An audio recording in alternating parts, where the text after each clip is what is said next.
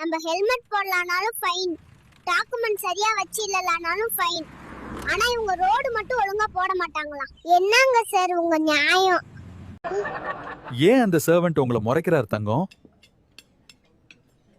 அவர் என்கிட்ட tips கேட்டாருங்க. Tips கொடுத்தீங்களா பங்கம்? வெந்தயம் போட்டா இட்லி மிருதுவா இருக்கும் டிப்ஸ் கொடுத்தேன்.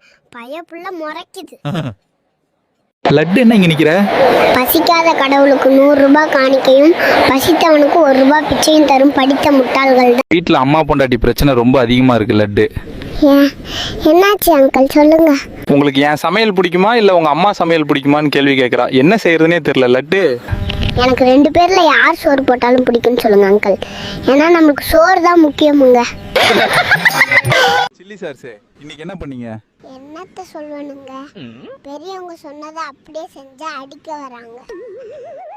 அப்படி என்ன செஞ்சீங்க? எங்க அப்பா நாம செய்யற செயல்ல எல்லாரும் மூக்கு மேல கை வச்சு பார்க்கணும்னு சொன்னாருங்க. சரி, அதுக்கு நீங்க என்ன பண்ணீங்க? நான் கொஞ்சம் யோசிச்சு எல்லாரும் மூக்கு மேல இருந்து கையை எடுக்காத மாதிரி பண்ணிட்டேனுங்க. அச்சோ, என்னங்க பண்ணீங்க? பெரிய குச்சியை எடுத்து பக்கத்துல இந்த காவாய கலக்கி விட்டுட்டேனுங்க.